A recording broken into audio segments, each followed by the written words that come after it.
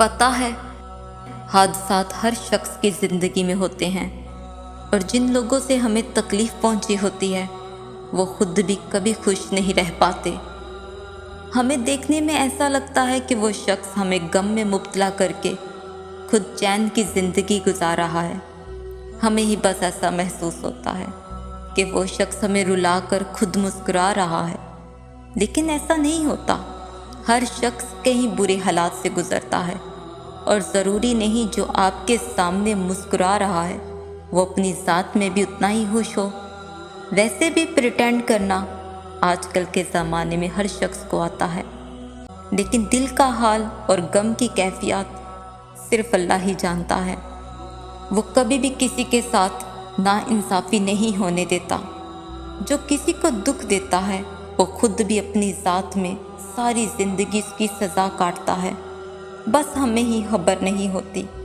और जब ऐसा होता है कि हम उन रास्तों से गुज़रने लगते हैं जहाँ से हम कभी गुज़रना नहीं चाहते थे, तो हम बहुत मायूस हो जाते हैं। हमें अपनी ही ज़िंदगी अपनी नहीं लगती। लेकिन जब हम मायूसी के लिए अपने रब की तरफ रजू करते हैं तो वो मायूसी सुकून में बदल जाती है। तुम्हें क्या लगता है कि क्या तुम रोज़ उसके दर से खाली हाथ लौटोगे, खाली हाथ उठोगे? नहीं, तुम रोज़ उसका करम लेके उठते हो। जब हम पूरी यकीन के साथ अपने रब से कुछ मांगते हैं तो वो जानता है कि मैं ही हूँ जिसने अपने बंदों को अता करना है। मेरे अलावा कोई नहीं कर सकता और बेशक इसके अलावा कोई अता नहीं कर सकता, इसलिए वो कभी रद्द नहीं करता। वो ना मिलने वाली चीज़ें भी कभी कभी अता कर देता है। कुछ दुआएं बड़ी अनमोल होती हैं, वो बार बार सुनना पसंद करता है उन दुआओं को। तो मांगो, ढेरों ढेर मांगो और अपनी झोलियां भर लो कि दुआ में बड़ी ताकत होती है।